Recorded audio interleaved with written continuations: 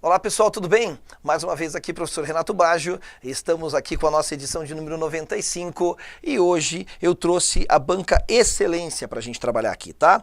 Enfim, é um concurso aqui, ó, tenho todos os dados aqui para você, veja. Prefeitura de Camboriú, veja que essa prova, ela foi aplicada, né? Aqui a gente tem a data do edital, aplicada no começo de 2017, uma prova para nível superior completo, com muita coisa legal da língua inglesa para a gente poder trabalhar aqui. Eu gosto de corrigir as provas para concursos para professores, porque às vezes elas têm um grauzinho de exigência um pouquinho mais pesado, uma vez que, caso seja para professor de inglês, que é o caso dessa prova aqui, né, você está cobrando de uma pessoa que é da área, quer dizer, então você tem que cobrar um pouquinho mais. E aí, para todos nós, independente de qual é a sua banca e o cargo que você almeja, é sempre muito profícuo, sabe assim? A gente pode tirar muitas coisas daqui.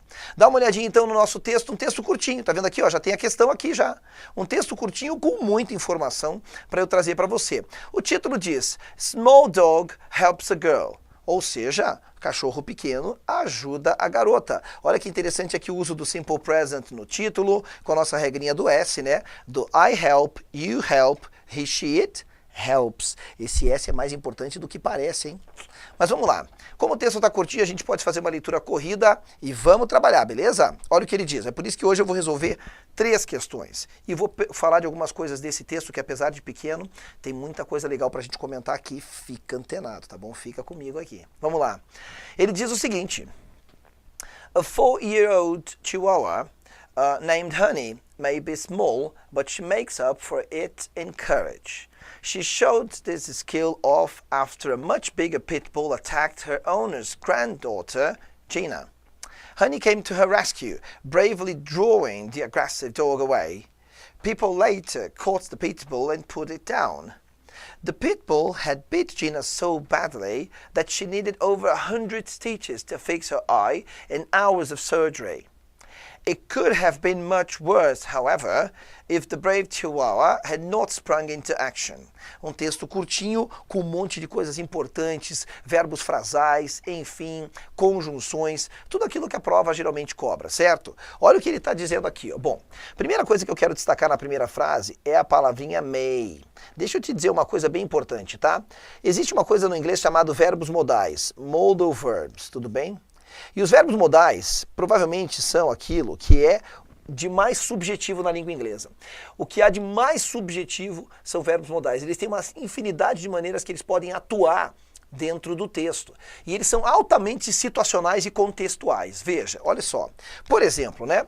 A gente tem lá um verbo modal chamado can, tá? E o que esse cara pode indicar? Não sei, se você disser assim para mim, ó, I can cook well, esse can tem um significado diferente de smoking can kill you. Concorda comigo?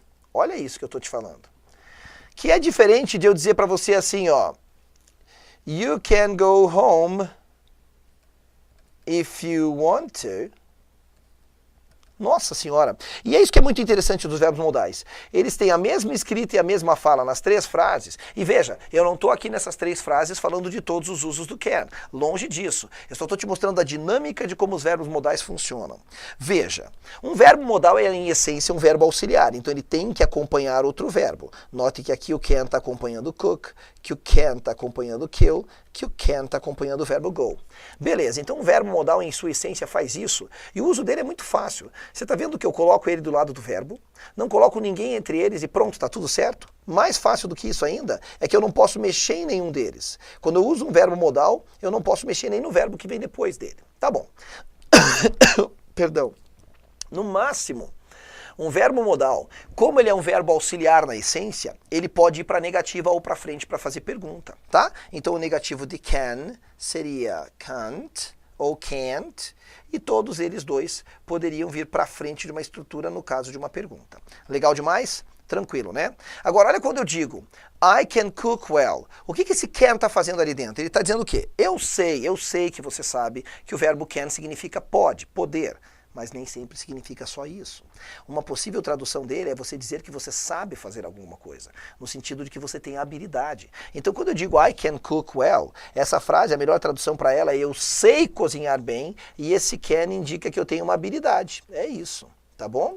Já na frase de baixo, quando eu digo smoking can kill you, Concorda que a tradução desse smoking não é fumando? Smoking can kill you significa fumar pode matar você. Eu estou falando da habilidade que o cigarro tem de te matar? Não, né? Não estou falando de nada disso. Quando eu digo fumar pode matar você, eu estou falando que existe uma possibilidade. Então veja como agora o can entrou nessa frase com outra função. Entende? É isso que os verbos modais fazem. E a última frase, you can go home if you want to, que significa você pode ir para casa se você quiser. Aqui, por exemplo, o teu chefe lhe dando permissão para ir. Pode ir se você quiser, tá bom? Então veja, o que eu quis te mostrar com essa pequena dinâmica é para você entender que os verbos modais, eles são altamente subjetivos e eles funcionam assim. Eles estão na frase vendo qual é o contexto da frase toda. Daí a frase toda determina o que o verbo modal vai fazer com o verbo que vem depois dele. É assim que ele funciona. Então vamos lá. No texto, de cara, eu tenho um tal de may. O may, queridos, é um dos verbos modais que mais cai em concurso. Tá aqui ele fazendo jus ao que eu tô te falando, né? E o may, ele significa esse pode, mas é um pode no sentido de incerteza. Dos usos que o may tem, claro, ele tem outros usos, mas olha só, o uso mais comum dele é para ele dar um grau de incerteza. Tudo bem? Ele significa esse pode, de pode ser que, tá bom? É isso. Então tá. E aí olha só o que diz aqui a frase então. A gente já leu o texto, né? Ele diz assim, ó. Vamos fazer uma leitura aqui com base no nosso macete da garota bonita. Artigo indefinido. Chihuahua, de 4 anos de idade, chamado Honey. Honey significa mel em inglês, mas é o nome do Chihuahua. Pode ser pequeno, mas ela makes up for it. Make up for, a expressão make up for é um phrasal verb. O que é um phrasal verb? Phrasal verbs, que eu já falei em outros encontros, é quando um verbo, por exemplo, look, que eu já falei em outros encontros, seguido de determinada preposição, a preposição muda o significado dele, tá? Por exemplo, esses casos que eu pus aqui. Se eu digo look at me, eu estou dizendo para você olhar para. Então, realmente, look at é olhar para. Mas look after é o verbo cuidar de alguém ou de alguma coisa. O verbo look for já é o verbo procurar. Olha como a tradução muda drasticamente. É o mesmo verbo aqui o tempo todo. A preposiçãozinha que está mudando cada um deles, tá? E o último, look up to, é o verbo admirar. Então, na verdade, isso acontece num nível bastante amplo no inglês, tá? E eu acho isso bem chato, porque, na verdade, assim, é uma coisa que depende única e exclusivamente do teu contato com o idioma. Por isso que é importante você estar aqui semanalmente, e por isso que é importante você resolver pelo menos um texto com as suas questões por semana. Pelo menos um. Porque verbos frasais você não aprende decorando. Gente, tudo que a gente decora fica na memória de curta duração. Como que eu aprendo, então, que call off significa cancelar, já que call é ligar para alguém ou chamar alguém? Pois é de tanto você se deparar com isso. Então, quanto mais contato com o idioma, mais familiaridade. Algumas coisas você tem que ser tolerante consigo mesmo e entender que tudo tem um tempo de maturação e o conhecimento da língua inglesa também segue esse procedimento, tá? Tem um tempo de maturação, mas você tem que estar envolvido, tá? Não adianta de vez em quando estudar, você tem que estar envolvido, toda semana aqui comigo, tá bom? O verbo make, eu sei que você sabe que make significa fazer, mas quando eu digo make up for, significa compensar. Compensar. Então a frase está dizendo que um chihuahua de 4 anos de idade, chamado Honey, pode ser pequeno, mas ela compensa, por isso, for it, make up, compensar. Por isso, quer dizer, pelo tamanho, em coragem. Ela mostrou essa habilidade, né, de skill of, tá? Ela demonstrou ter a coragem, depois que um pitbull muito maior atacou quem? A neta da dona dela. Então ela tem uma dona que tem uma neta e o pitbull atacou, que chama-se Dina. Honey, que é a nossa chihuahua, veio em seu resgate e bravamente draw away, quer dizer, afastou, expulsou. Tá? Então também é um verbo modal, é um verbo frasal. Eu sei que você sabe que draw pode ser o verbo desenhar, mas draw, vamos pôr ele aqui na nossa telinha, draw pode ser também o verbo, ó, vamos escrever bonito aqui para você que você merece, tá? Ó. Mas draw também pode ser o que? O verbo desenhar, pode ser o verbo sacar uma arma, sacar uma carta do baralho, sacar dinheiro no caixa eletrônico, draw the curtains, fechar a cortina. E um draw pode ser um empate, o resultado de um jogo. Ah, foi um draw, foi um empate. Draw away, cair num verbo frasal, a preposição muda o significado do que veio antes, como a gente viu aqui no look. Né? E aí no texto ficou o quê? Drawing the aggressive dog away, quer dizer, bravamente expulsando o cachorro agressivo. As pessoas mais tarde pegaram o pitbull e put it down, quer dizer, contiveram ele, tá? A tradução aqui eu vou usar como contiveram, porque put someone down pode ser você nocautear alguém, você colocar para o chão, você colocar para baixo, você derrubar, tá? Então aqui pegaram o cachorro e contiveram ele, tá? O pitbull tinha mordido, olha que interessante esse tempo verbal, que é o past perfect. Aqui eu posso traduzir ao pé da letra mesmo, tá? Então ele tinha mordido a Dina tão seriamente que ela precisou de mais de 100 pontos para arrumar o olho dela e horas de cirurgia. Poderia ter sido muito pior. Ó, could é poderia. E eu aqui nessa estrutura eu traduzi ao pé da letra mesmo porque pode. Nesse caso, poderia ter sido muito pior. Entretanto, conjunção importante, se a Chihuahua corajosa não tivesse entrado em ação. Certo? Sprung into action. Sprung é o passado do verbo spring, tá? Que é o spring into. Quer dizer, eu sei que você sabe que spring é primavera, mas também spring também significa mola. Mas veja só, nesse contexto do texto tem outra tradução. E é isso que a gente precisa entender. Que às vezes uma mesma palavra tem várias funções gramaticais, várias traduções. Eu mesmo falei do verbo draw quantas, né? Desenhar, sacar uma arma, sacar dinheiro, fechar a cortina, enfim. Só que é o contexto que vai definir o que a palavra significa no texto.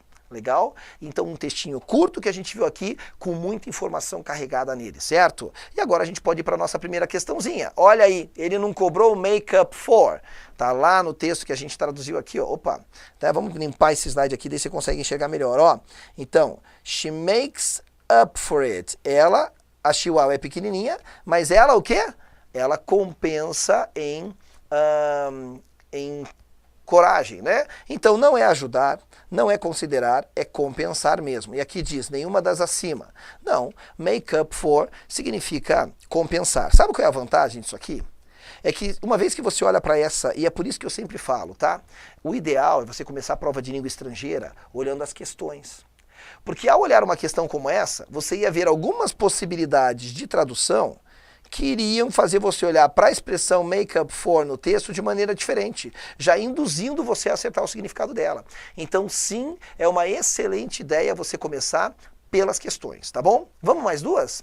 Ah, você está vendo aqui que a excelência faz 4 itens, certo?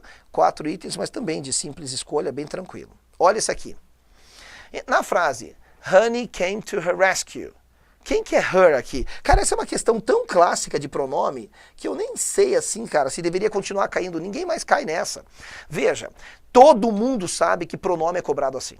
O pronome se refere geralmente a alguma coisa citada anteriormente, tá bom? Pronome relativo, pronome pessoal, pronome possessivo, nem tanto ao que veio antes, mas pronome pessoal geralmente sim, tanto os pronomes sujeitos quanto objetos, enfim, e você tem ali os pronomes relativos, o who, which, that, whose, que sempre se refere ao que veio antes. Então veja, quando eu digo que a Honey, que é a nossa cachorrinha lá, tá? A nossa cadelinha do nosso texto, veio para o resgate dela. Dela quem? É isso que ele quer saber, quem é esse ela no texto?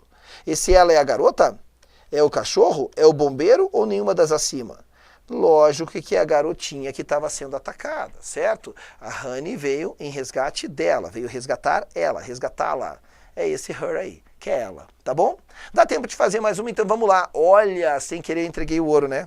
Sem querer eu entreguei o ouro aqui, ó. Certo? Por quê? Porque ele quer saber que se sprung é o passado particípio de qual verbo? É o passado particípio de spring, que aqui é verbo, hein? Por isso que tem esse to na frente. Esse é um to infinitivo, tá? Então veja, esse spring que está escrito aqui no nosso exercício não é a palavra primavera. Tá certo, gente? Bom, então hoje é isso. Hoje a gente fez uma questão que tem mais esse foco no aspecto léxico, de dedução de vocabulário, de verbos frasais. Tio Rei, onde é que eu encontro esses caras? Você tem na internet vários sites que vão te ensinar verbos frasais. Eu mesmo tenho um dicionáriozinho de verbos frasais no meu site, que é um site para professores, mas você pode dar uma fuçadinha lá, tá? Chama-se inglesdeprofessor.com.br. Aí vai ter um cantinho lá, phrasal verbs. Só que, gente, eu tenho em casa dicionários dicionários inteiros da Cambridge só de phrasal verb. Então não compensa ficar decorando isso. A melhor maneira de você aprender é justamente olhando as provas que são as mais recentes. Por quê? Porque além de você perceber qual é a tendência da prova que tem mais caído, existem vários verbos frasais que não são mais utilizados. Você vai decorar para quê? E tudo que a gente decora fica na memória de curta duração. Não tem relevância, tá bom? Melhor maneira de enriquecer vocabulário é você, além de acompanhar a gente aqui, resolver questões em casa. Ok? I see you next time. Tchau, galera. Bye.